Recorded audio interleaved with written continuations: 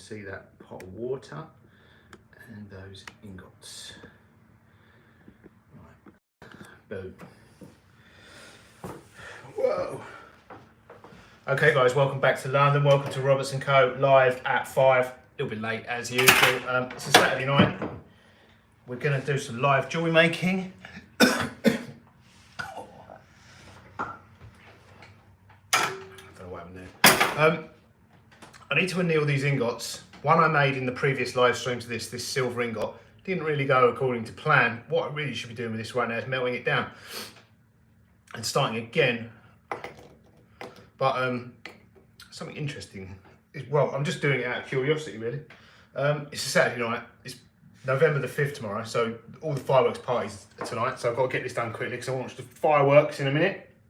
We're an hour or two. It is a Saturday night, so we're allowed an Estrella, those are the rules, to help. Yeah, I melted that silver. It was a load of offcuts that I cleaned up, and the first pour didn't go really very well. It was okay, it was a little bit crystalline, and it was quite uneven in the mould. It hit the end of this graphite ingot mould and then riz up. I could have just melted it down again. Because of the size of it, it was hard. I would have had to saw it to get it into the crucible, so I remelted it in the graphite ingot mould, and it did work, but something happened that I've never seen before in all the ingots I've poured, and I haven't melted too many in a graphite ingot mold, but they're made out of the same stuff as the crucible for the electric furnaces. So normally you pour out one of those into one of those, if that makes sense, if you're using an electric furnace. But what happened with this was the ends were kind of puffy. It was like the ends were, it was like a dog's bone. Like, so the ends were kind of obviously kind of porous, but the centre was fine. And what's happened when I've been annealing it, because I then peened it with a hammer.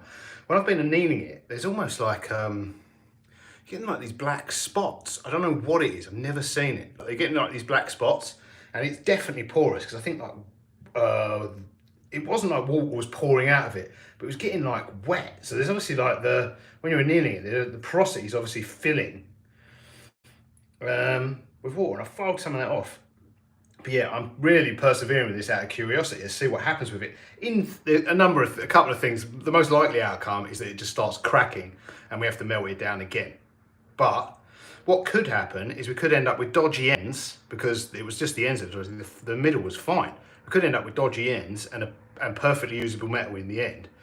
It's highly unlikely that we end up with these ends panning out. But plus, where I'm already working on this 18 karat gold ingot, I wanted to get this caught up with this so I can do them at the same time on the same rolling mill. So I haven't got this off to the best start because I've gone through probably too many holes to start with. It's kind of going a bit banana-y. If you see an ingot doing that, you've gone too many holes on the rolling mill and you're asking for it to crack, which it started to show signs of along the edges. So I'm just going to clean up the cracks and then anneal it. Or there's like they're not cracks yet, but there's lines which I think are the first stage. If this were gold, I would not be doing this because we're just going to lose. We're going to lose a little bit of metal, but this is silver. So I mean, silver's not an inexpensive metal, is it? But this is to us. I mean, it was offcuts, but I mean, scrap value. This is probably about 20 quid. So yeah, where there's signs of the early signs of cracks, just going to take the surface off, and we'll see how we get on. I'm really just, like I say, I'm really persevering this out of curiosity to see what actually happens with it.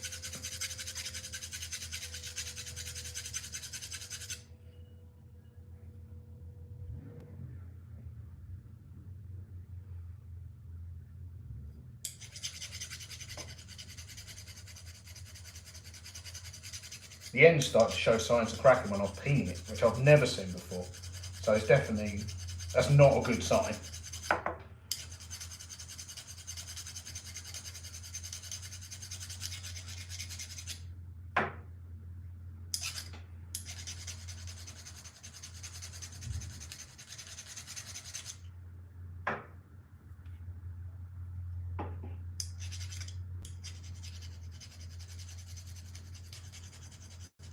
put the YouTube music on.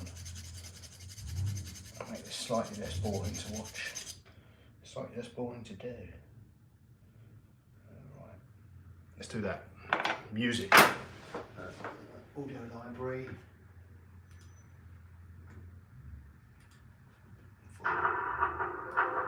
Oh, we've got some new music. Dark, it says. Is the genre or the style dark?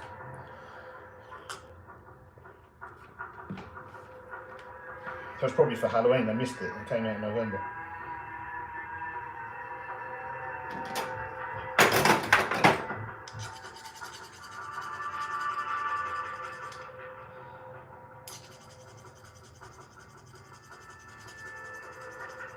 Yeah, it'll be interesting to see how these ends turn out. They've got like this black spotting on them, because that's an unusual turn of events.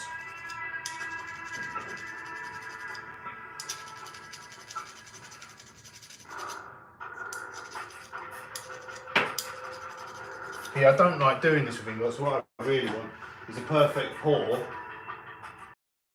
And especially with 18 karat gold, I want the perfect pour and then perfectly usable metal in its entirety. I don't normally entertain this sort of. When it goes wrong, I start again more often. Well, you've got no choice, because what normally happens is you try and do this and rectify it, and you end up starting again later on, but having filed off, you know, a couple of grams of metal.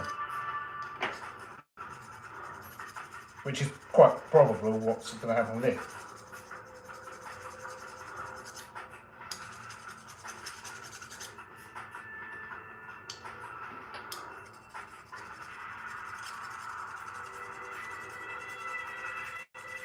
When I've done this, we'll make some silver rings.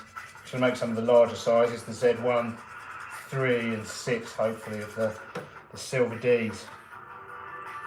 Right, let's anneal that.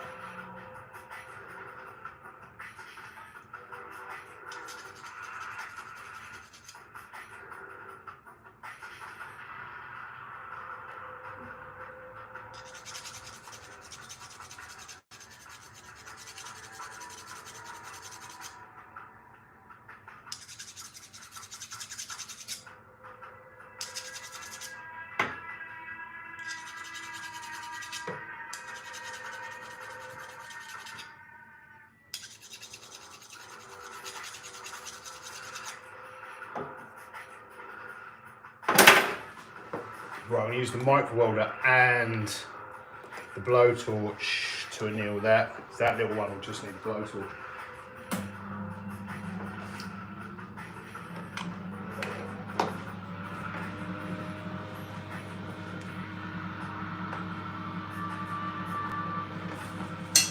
But yeah, if you watch the previous live stream, you can watch me mess up pouring that.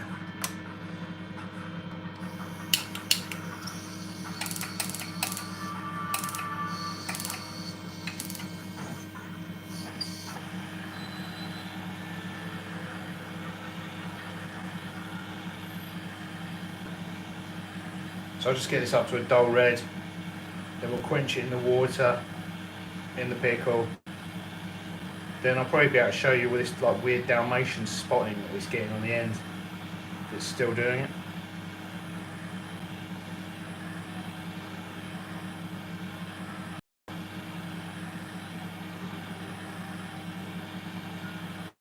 I need to service the micro welder as well. It's quite low powered, so it's struggling to use this large tip. It's another job. I'll try and eke it out until after Christmas.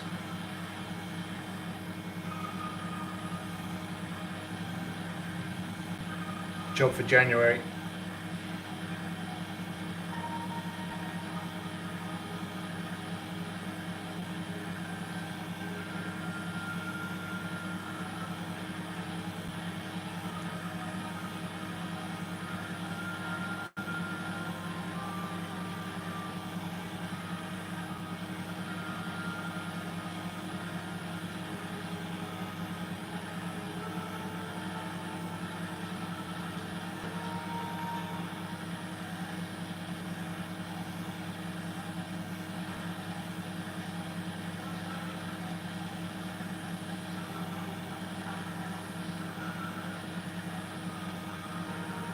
think this is about 30 grams, 32 grams I think it was.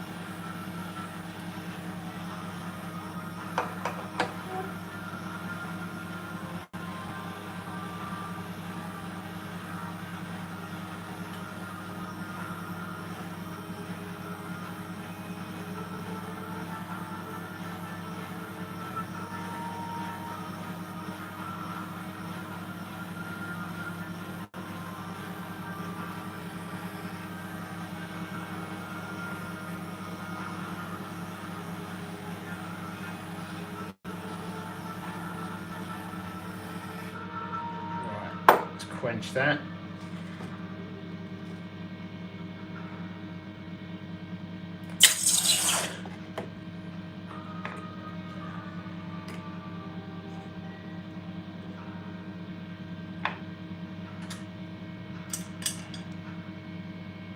Yeah, look, it's doing it. It is kind of.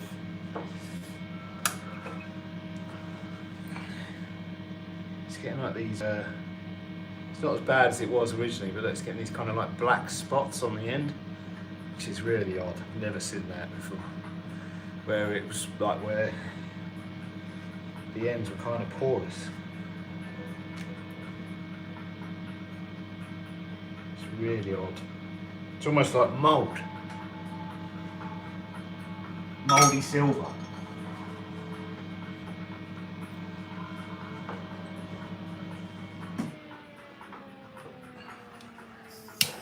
All the years I've been doing this, I haven't seen that before.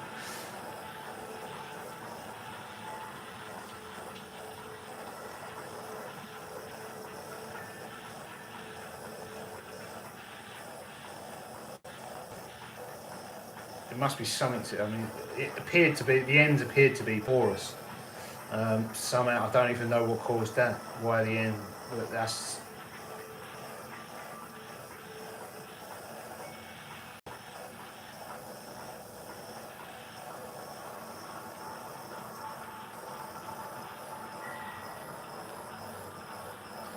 This is 18 karat yellow.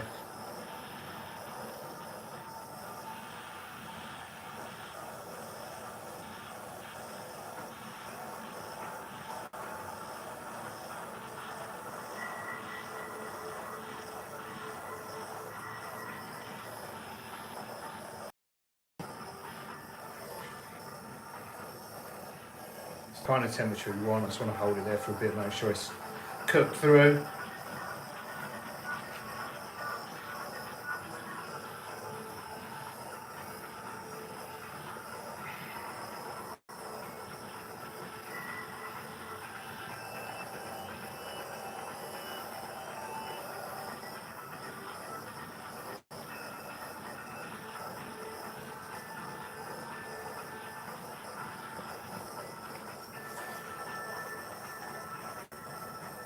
What I think that'll do is quench that and then start making rings.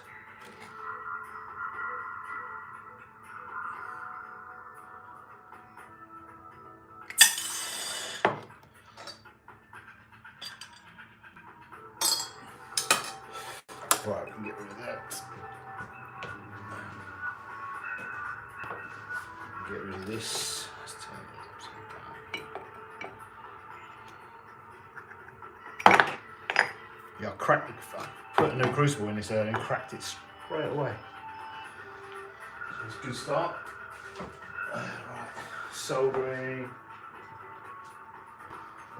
Right, what I need to make, I'm in the process of making a whole batch with like every UK size of these. These still need, I need to go through these. These are ones we've made in previous live streams.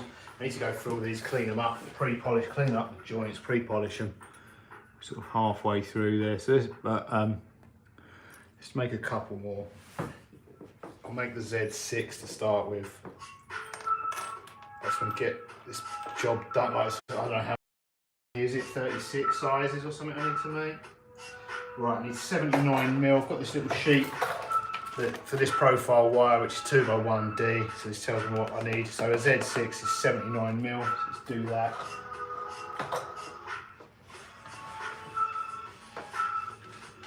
While we're waiting for the ingots to pickle.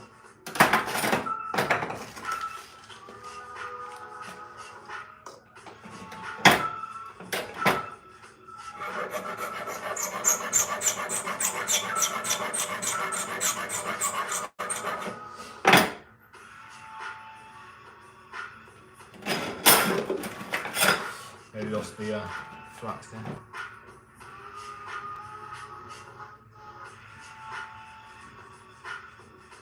I can hear the fireworks going off.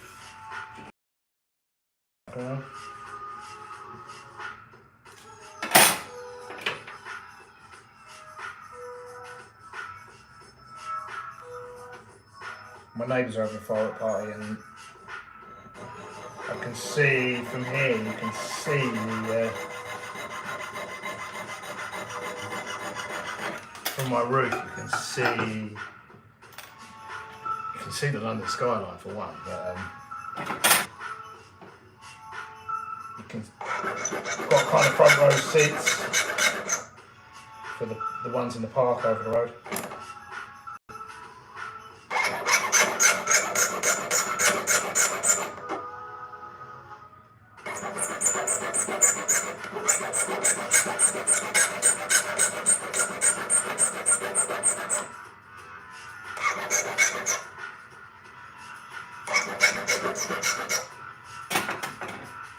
My neighbours are having a massive bonfire as well, which is always cool.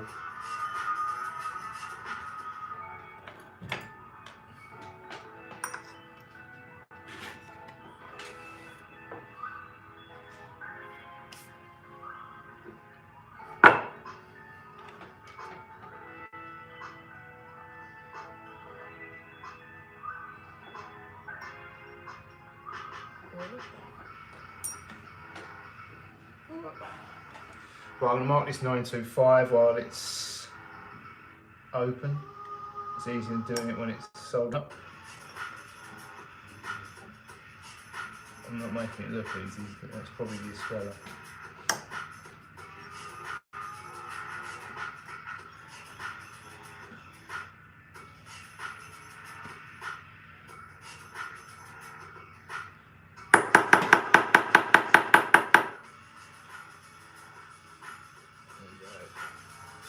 Right.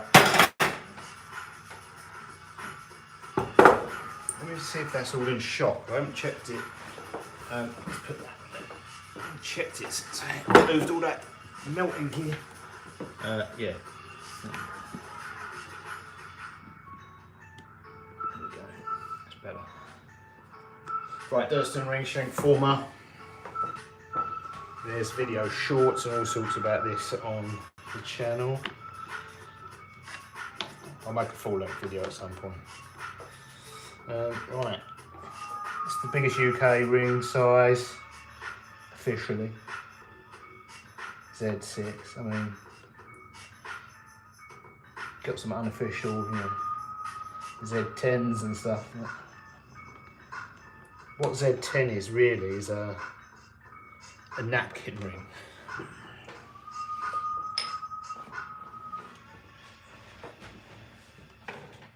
Yeah, this is the biggest we do currently, Z6, but people are getting bigger, so I would imagine at some point there will have to be bigger than Z6, and when there is, we'll make them. But there isn't, I don't think there's like an official size above 6. It's a bit of guesswork. I'm guessing just sort of, people might be just sort of doing some sort of European thing when they go up 1 mil. 1 mil circumference for each.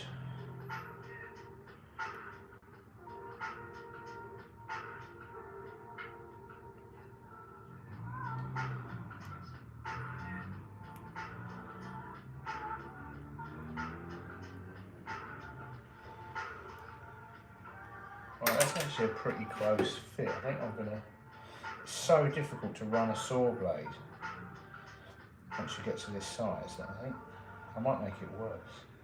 Oh no, I'm going to have to run a saw blade through it. It's quite hard to hold them together.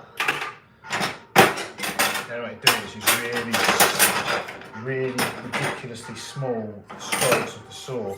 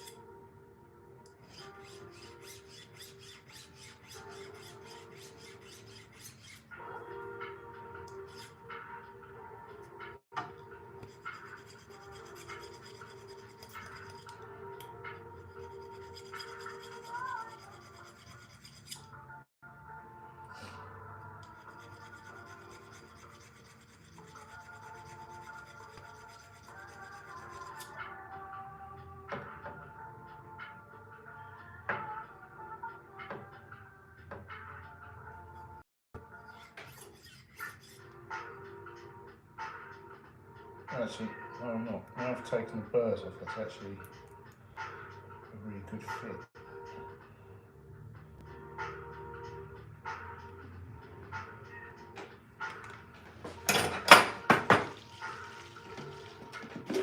If it were a smaller ring, I would do it for the sake of it, but I'll probably make it worse.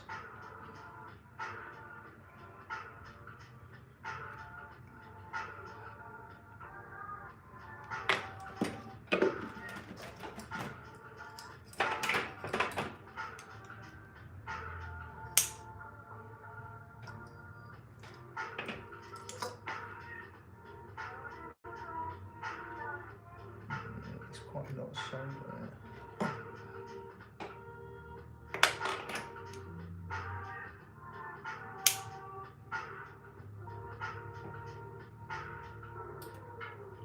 Just dropped it.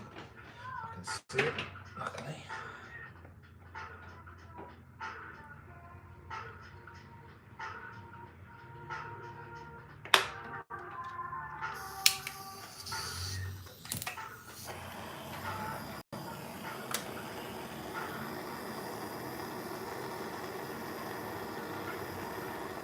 What I really want is the excess solder on the outside, but don't always get what you want. It seems to have, with these D shapes, solder, you can usually control it with the heat to some extent, or you can draw it in a certain direction with the heat.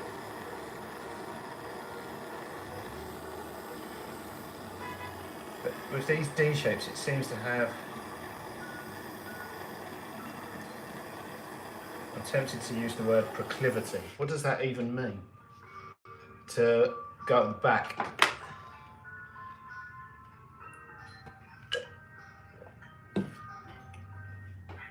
For some reason.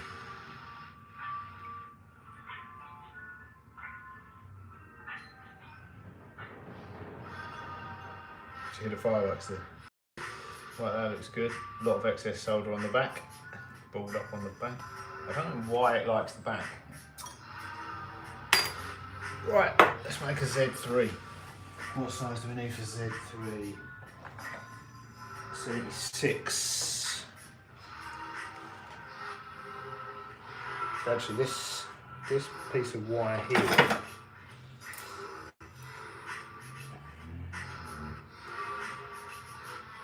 Yeah, let's make that, and then we might get a small ring out of this as well.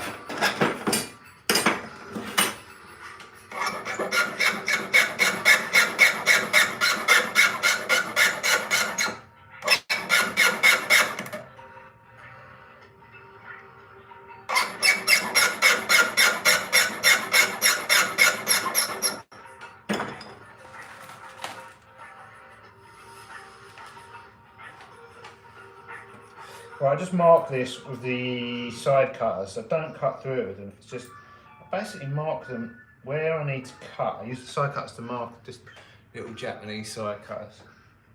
I've got a few different makes of this. These Hosan ones are nice. Hosan number 31s, I think they are. So yeah, just nip it, mark it, but it also provides a little keyway for the saw blade.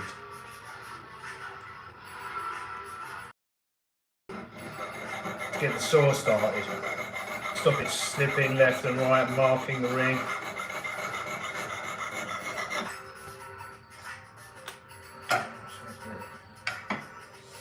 No, we definitely don't have enough for a small ring. 35mm, I don't think that'll make anything. Go in this scrap. We'll melt that down for the next ingot. Right, let's clean the ends of this.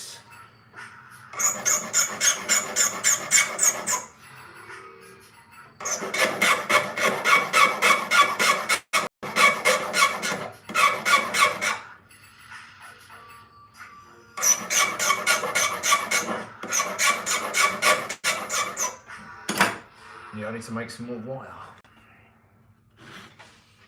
Right, we need to mark this 925.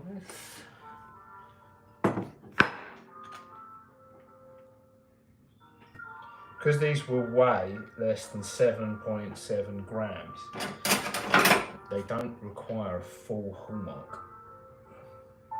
It's optional. I've said this in previous streams that we still mark them 9. They still have to be silver below 7.7 grams and gold below 1 gram is outside the scope of the hallmark in that, but it's exempt. But there are other exemptions too, like bullion and fine component parts findings. But it still falls here in the UK. It still falls under the Trade Descriptions Act. I think it's probably still. There are probably aspects of the Hallmarking Act, like if you describe something as silver, it's got to be silver. If it's plated or whatever, it might just be that they're exempt. I'd have to read it again. It might just be that they're exempt from compulsory hallmarking, but potentially still fall under all the other parts of the Act of Parliament. It doesn't really matter because we follow the rules to us, but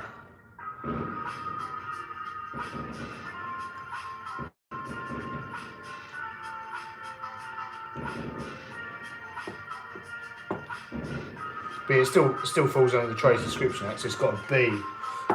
It's got, if you're selling something sterling silver, it's still got to be sterling silver. If it's silver plated, it's got to be or gold plated or what have you. You've still got to declare it. Yes, so.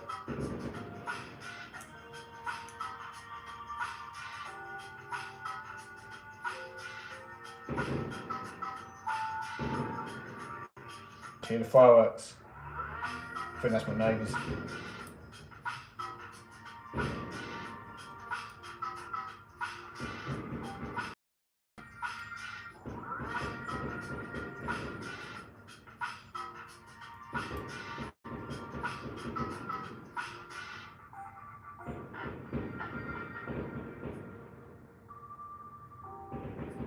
The girl who works for my mate was saying she was really shocked, because she's from Bulgaria, and there, like in I think in the Channel Islands, it's the same as well. You're only allowed, you have to get like a permit, a license, and you're only allowed them for like New Year's Eve, and there's a lot of laws and restrictions. Here it's just a free for all.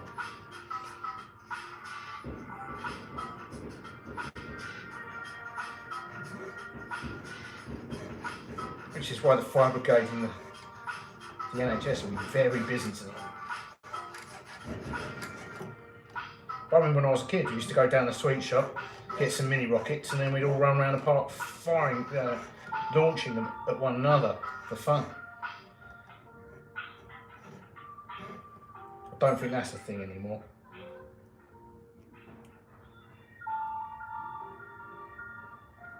That was fun.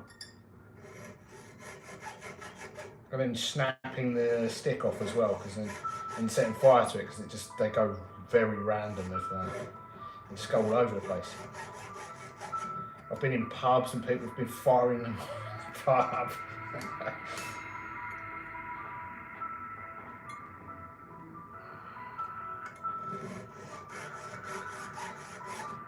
The other one is putting them in people's letterboxes and ringing the doorbell. Not that I've ever done that, obviously, but it's a thing. Let's not go down the animal aspect of that thing. Yeah, you can have a lot of fun with explosives, especially as a kid. It's a miracle we made it.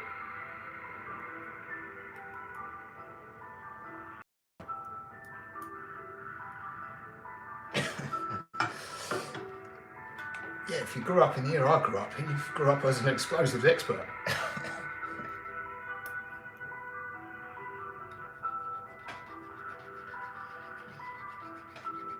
Smell gunpowder.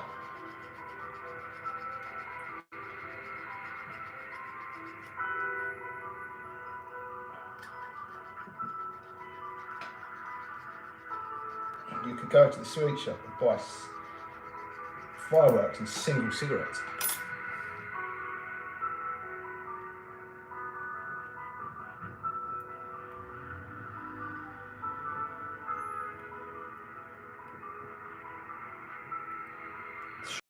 So desperate.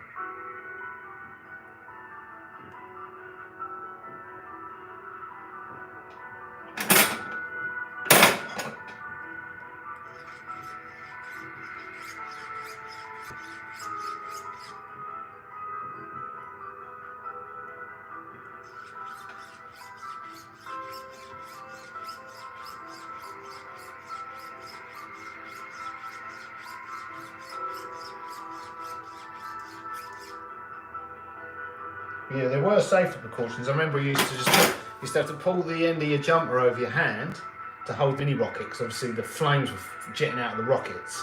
You just put your jumper up, you pulled your jumper over the end of your hand so you could hold it. So then when it was going off, once it started screaming, then you had to let go of it, and it would take aim at your mate.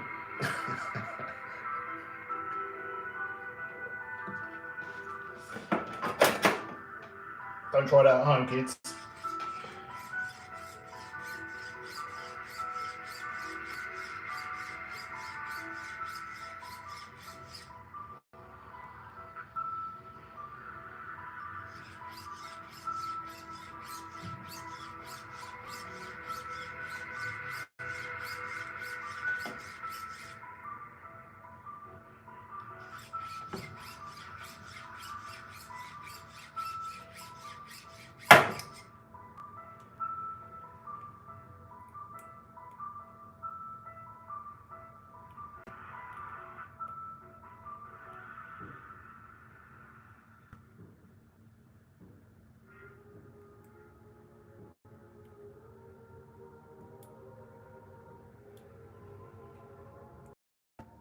Well, the other thing was getting I don't know where we got, I think we either had a piece of drain pipe or a piece of guttering, which obviously had to be removed probably from someone's shed or something.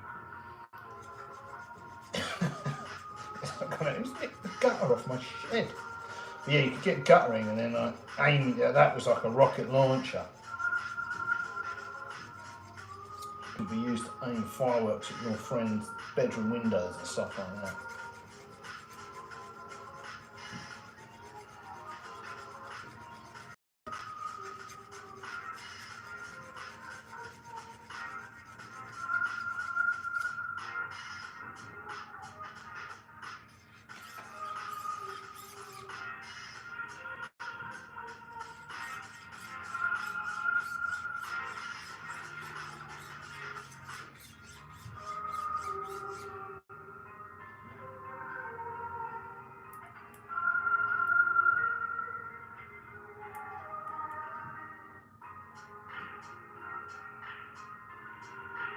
Solder that. Soldering block.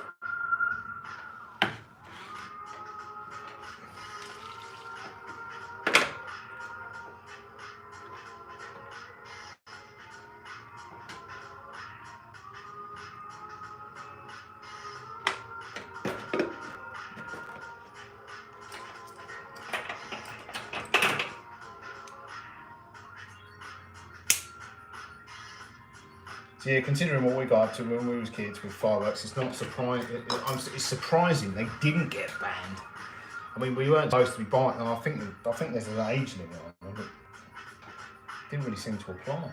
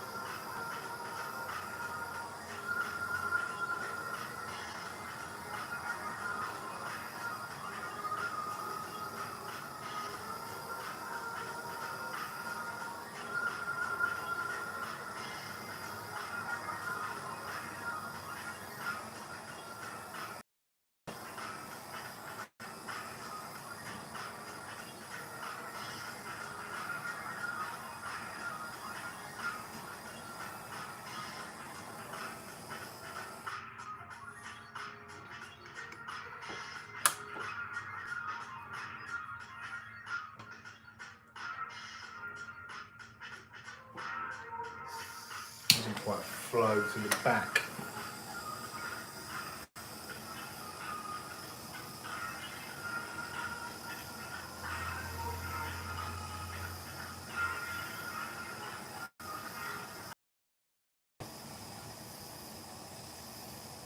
But yeah, the fireworks probably weren't the worst thing that we were slinging at each other anyway. Because back in those days, you didn't have to pick up dog turds. So obviously, we were picking them up with sticks and slinging them at people. That was also for fun. I think by today's standards, my childhood was pretty feral.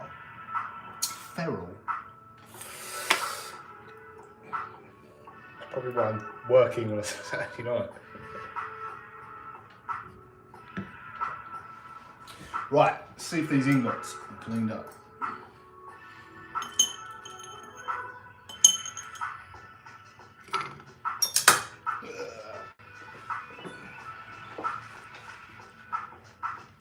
Yeah, this has still got the black spots on the end.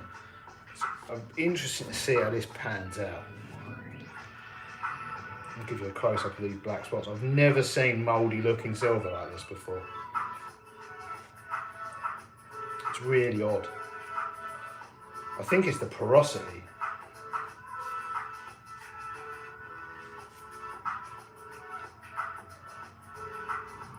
Actually, now I've annealed it and it's clean. It's kind of highlighting what looks like the start of more cracks. I don't think this is going to end well, but I'm still going to persevere with it. I'm going to just carry on rolling it until it falls apart, if it falls apart, with the 18 carat. I'll show you the ends of this. It's a really weird. Like those black stuff. So everything's fine, apart from these ends. It's got like these black. So it looks like mould, oxidization. Should be spotless, like the rest of it. You never know, we might get the middle bit usable, but these ends, where it was porous, are behaving quite strangely. Right, let's get the 18 carat gold one out.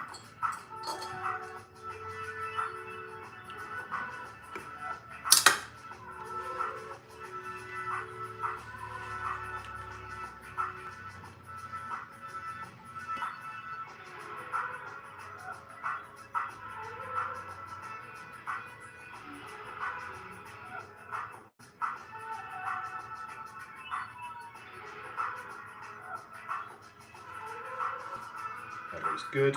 That's cleaned up. There's been a mark on this the whole time, which I was concerned to begin with that this had a crack in it as well. But I think it's just a. There is just a. Like there's almost like a scratch or something in it. I'm always paranoid about them cracking because it's a nightmare when it happens. Right, let's get the Z6 out, clean the Z6 up, round it off. I'm going to take the excess solder off the inside, leave it on the outside so it provides strength while we round it off. And see how close to a Z6 we actually are. Then I was going to do the Z3, same on Z3, and then we're going to watch the fireworks. Well, you're not, I am.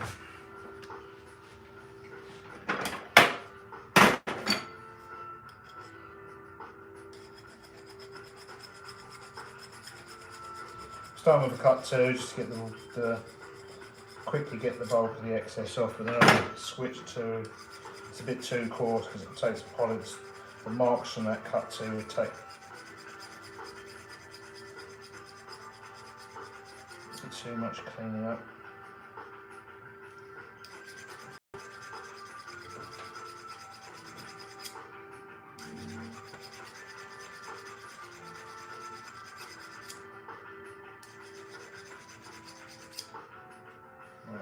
Good. Quite a lot of excess solder on the outside, which is fine. Just provides strength to do what I'm about to do, which is round it off on a steel triplet.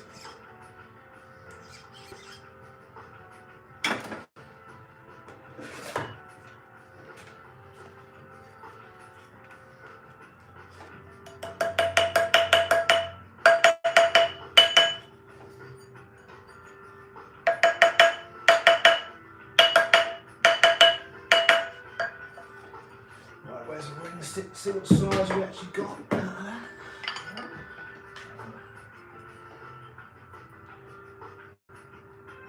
a Z3. I pulled out the wrong ring. Hopefully I pulled out the wrong ring. It looked like the smaller of the two. It's bang on a Z3.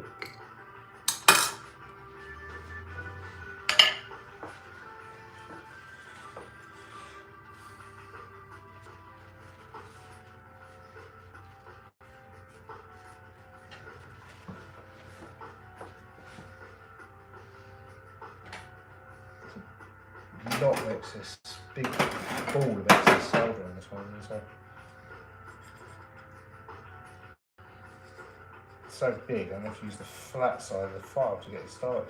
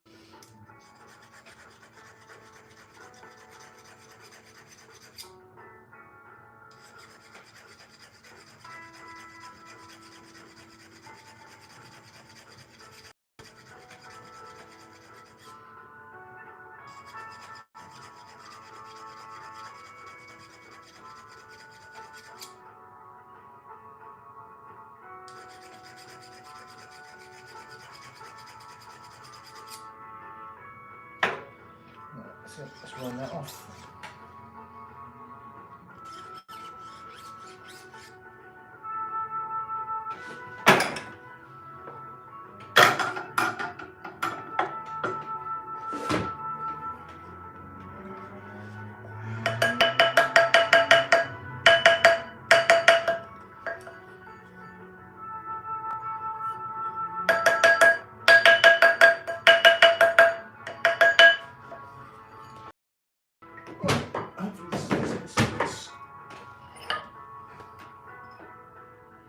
That's it. Bingo. It's about Z6¼ We can fix that. I'll give you a close up of these. So we made a Z6 and a Z3. Go on a little pile. I need to make more wire, is what I need to do. We might get some wire out of that. I'm not holding my breath.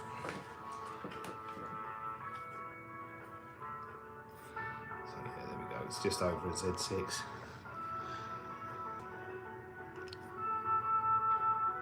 Which is the light. Well, this ring stick goes up to 6½, so Z6½. So that's one done. And this is the Z3, which is actually pretty bang on. Still see the excess solder there, which needs cleaning off. And we'll size it. Right, that's it. I've run out of wire. I've nearly run out of beer, and I want to go and watch some fireworks. So thanks for watching, guys. Enjoy the rest of your weekend, and I'll see you in the next stream, which will probably be tomorrow. Don't know what we'll be doing. Making something cool.